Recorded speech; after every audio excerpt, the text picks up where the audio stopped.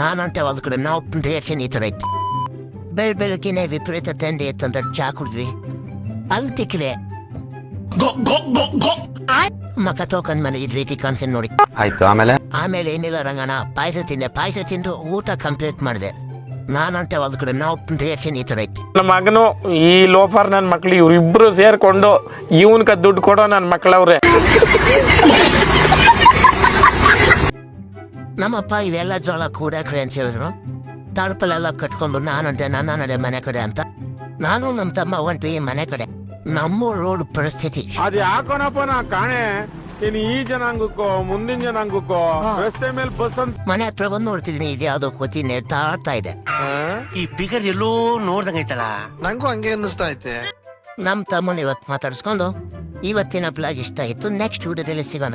ಇಷ್ಟ ಆದ್ರೆ ಲೈಕ್ ಮಾಡಿ, ಫಾಲೋ ಮಾಡಿ.